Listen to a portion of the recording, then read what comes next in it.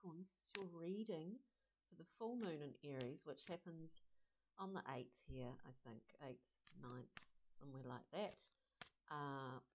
These are very general, intuitive tarot readings, so keep that in mind, and thanks for liking and all of that stuff. It really helps to get these seen by more people.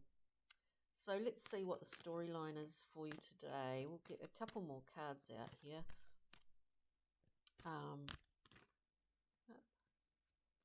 Get a couple more cards. I think I forgot. I meant to say check out your ascendant and moon if you know what they're in for a more holistic view too. And the collective reading is up there, which was kind of interesting, I think. So check that out. So let's see. One more card for Capricorn. And then we will clarify. It's been so cold. Very unseasonal, Capricorn. Okay. All right. These are face down. I'll turn them up. Oh.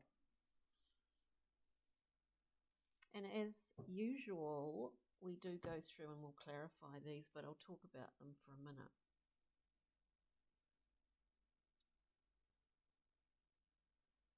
There's been a kind of waiting time, I think. This could be in relation to anything, Capricorn, that's going on in your world, in your work life, love life, all of your life, anything, every aspect. There's time. There's been a lot of time. You've been waiting, I think, for something. You've been waiting for someone to come to the party, is what I get, the feeling. Someone to come to the party. Is this a Capricorn being kind of stubborn and digging their heels in? I don't think so. I think there's been a timing. We've got the Temperance card. There's been a necessary period where to step back and allow things to bubble, boil, toil, trouble, bubble, whatever, in order to kind of come to this level, to come to this point, I mean. And the point is the Two of Cups, which is a beautiful, harmonious card, like really one of the most harmonious cards. We've got a reciprocal choice. We've got a kind of two-way street. It's giving and receiving in a very balanced way. Traditionally, it is a card of choice and commitment, you know, a new commitment maybe. But it's required a level of sort of surrender, I would say, for want of a better word, a level of surrender in order for this to be able to present itself to you, or for you to come around to it. We then have the Queen of Wands. You know, this is a very fiery queen. We're speaking of female principles or qualities within this queen. We're not talking about gender. Female qualities, getting what you need, getting what you want. We're propelled in this card by fire. But, you know, this queen might be very fixed in terms of what she wants to go after and get, and she does. You know, there's the other side, I guess, of that, where there can be a sort of egomaniacal aspect to it. But, you know, I was going to say something else, but this queen going after what, you know, you've got a great focus here. It's a fired up card. And in some decks, you know, the queen has that familiar beside her, that animal, because it represents the wild animal, because it represents all the hurdles, the triumphs, tribulations that she has overcome to get to her point where she is a queen. Again, I say this isn't gender, I'm speaking female qualities, female principle. Um, so it's really quite, you haven't, I just don't think you might have had to have slowed down a wee bit in order for this to come through. Because temperance requires that. It does require a kind of hands off surrendering to a process that maybe has been going on for a while. I don't think you've had to relinquish anything for that to happen, but it has been a challenge, just psychologically, emotionally. We then have the Knight of Cups. As I said, we go through and clarify. The Knight of Cups is a fast, very fast moving, emotional offering.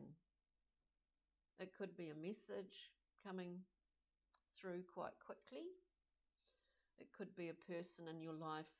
It could be aspects of yourself, actually. It could be a portent, as I get the word of this. In fact, we're talking, we're shifting that, looking at this as a linear kind of idea.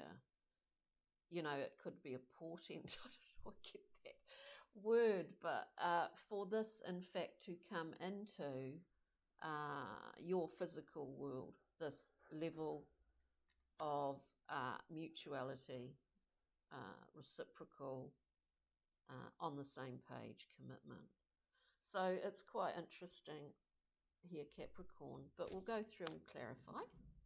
Just give these cards a bit of a darn good shuffle. So light snowfall last night, lots of snow further south towards the high country. Unusual for this time of the year, but of course unusual weather is happening everywhere, isn't it? Let us look at temperance. Let us look at temperance for Capricorn, please. Can we clarify? We've got the Four of Swords. Now we know the Four of Swords as a period of respite. In the Thoth deck, it's called truce. It's called rest. We do surrender in that card. We do surrender. We quieten the mind, and when we do, we work through things. We get these messages, ideas coming through. It's a beautiful card, and if I've not done them before, but I felt that leading up, like there feels like there's a build up in the general atmosphere, globally and just generally.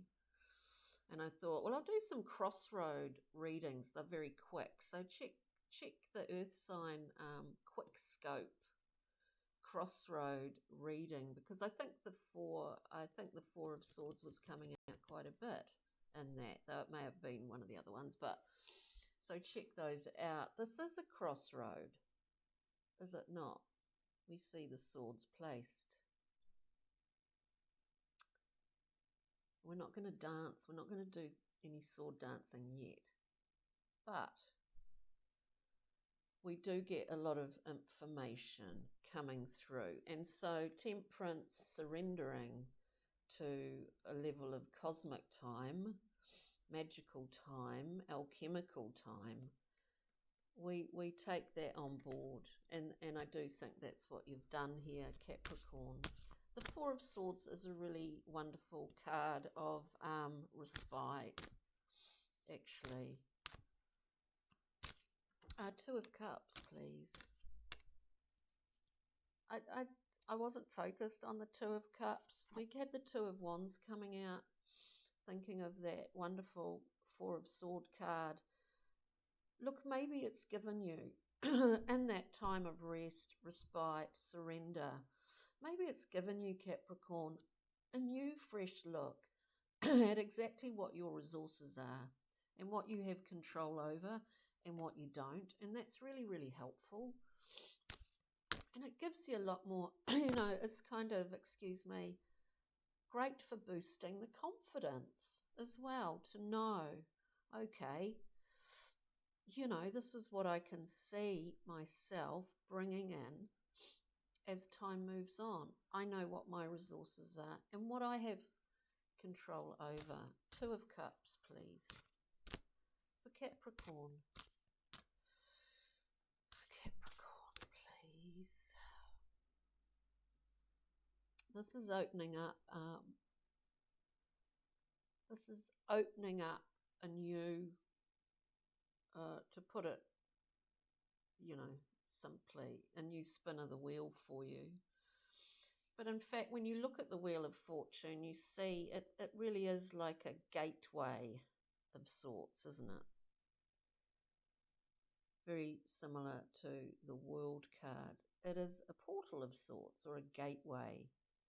We've gone through something, and there's more on the other side. I mean, there's new stuff happening all the time. There's more stuff on the other side of this wheel. Were we on top? Were we halfway hanging off it? Because sometimes we are. But, we always know it'll come. We come back around again. There's a level of faith here that, there's a great level of faith with Fortune and the 2. Future faith in the future, hope. Committing to, commitment's a big word here that is fully in here for you, Capricorn. You made a commitment. It's very organised too, taking time out, going with the flow in some ways, making some good choices for yourself in terms of rest and recuperation, and then coming back in with a very clear directive. Let's look at the Queen of Wands. Queen of Wands.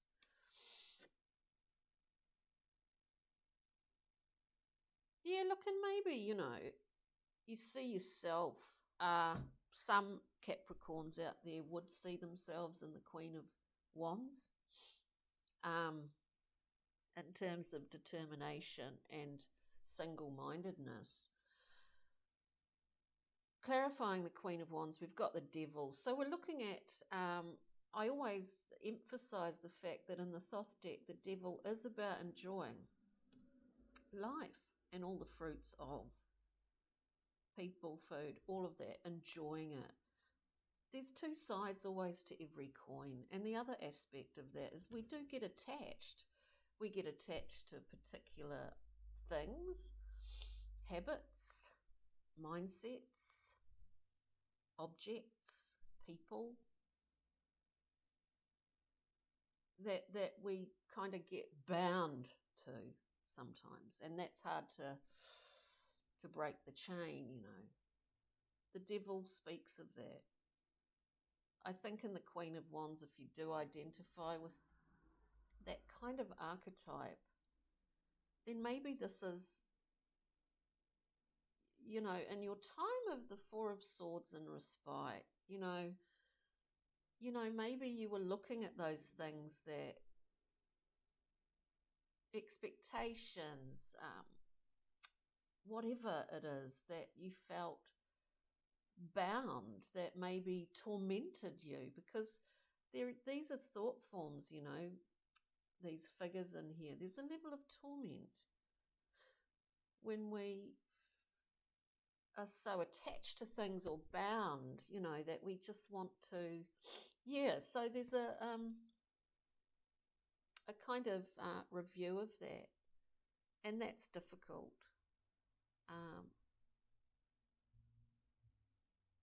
And it's like, there's another beautiful aspect to this clarification, in fact, because the other card, I should say, that came out is the 6 of Swords. we know the Six of Swords.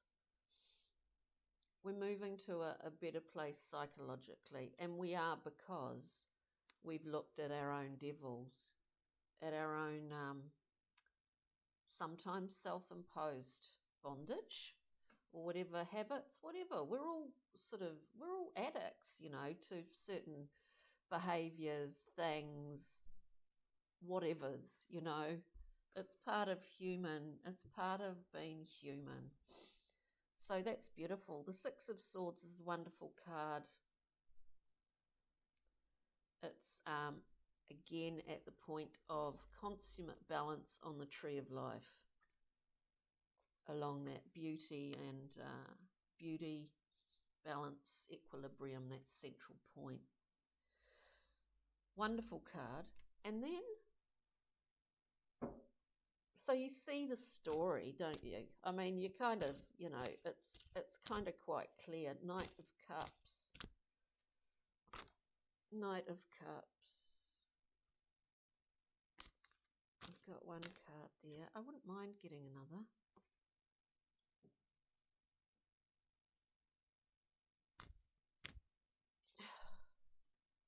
Whoa.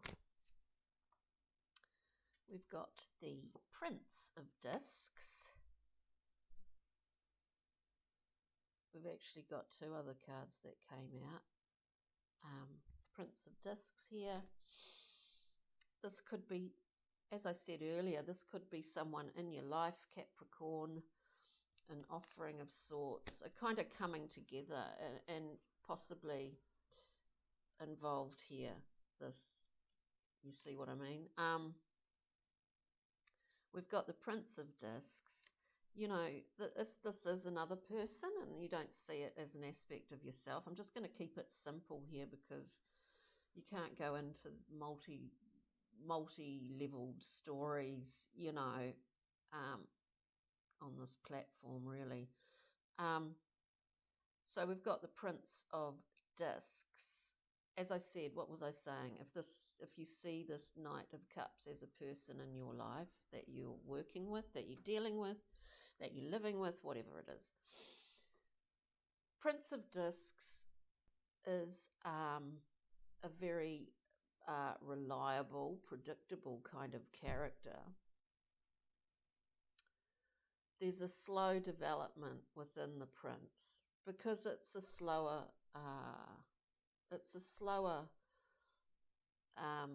character,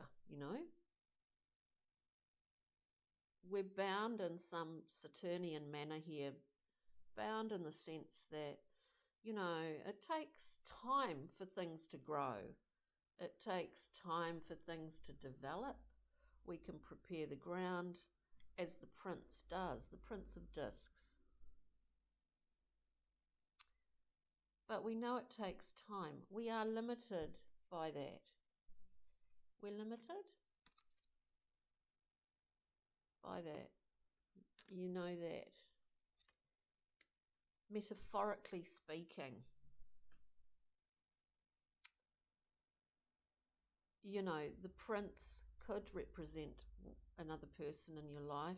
I know I'm repeating myself here, but it could also metaphorically be a situation, be a development of something that has been going on for quite a long time, a shifting, a turning, a growing of something. And so you see, there's that aspect of it too.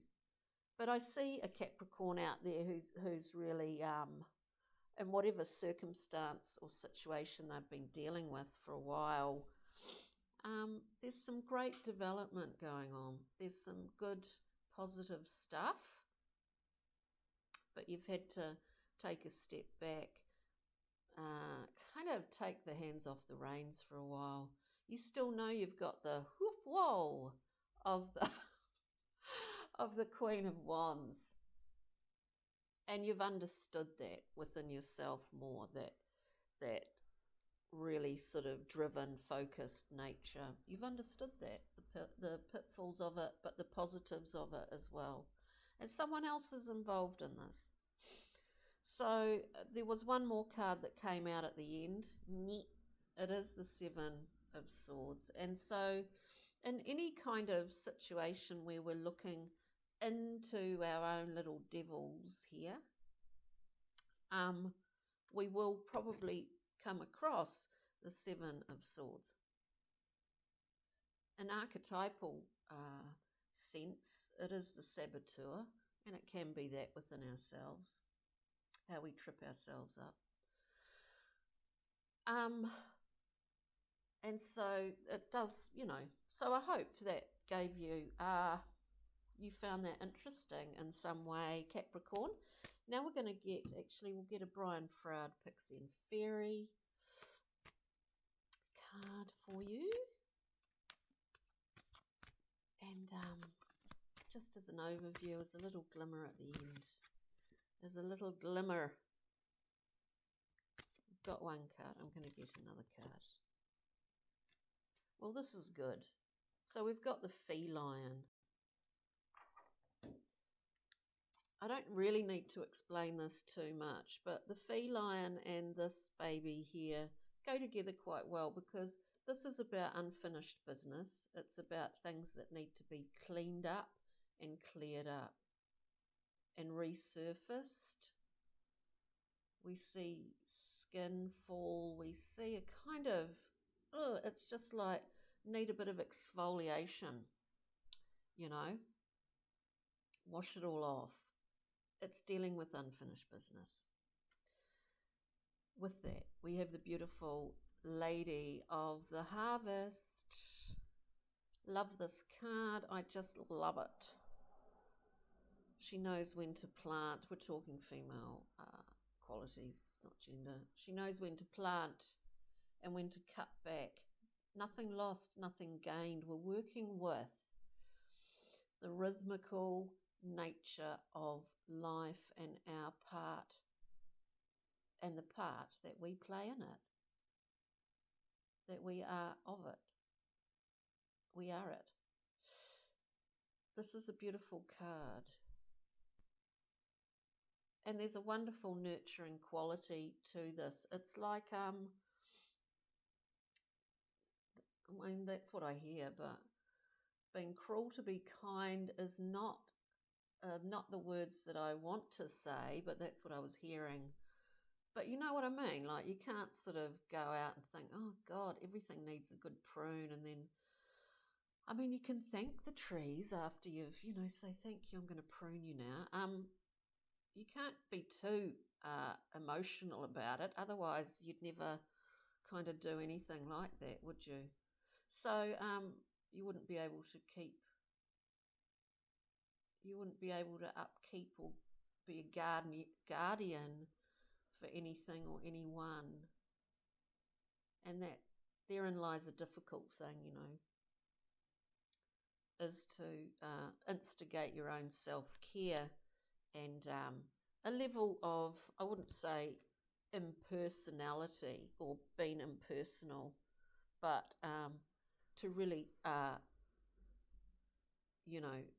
the focus on your own self-care at this time, I think, Capricorn, or has been very, very important to you and must, really not be overlooked at any time, in fact. So I just love Lady of the Harvest. Let's get a rock, mineral, crystal card for beautiful Capricorns out there. For lovely Capricorns.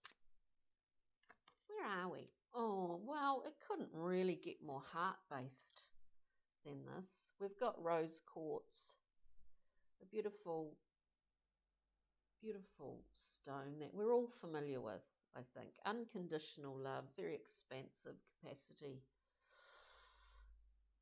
Very expansive.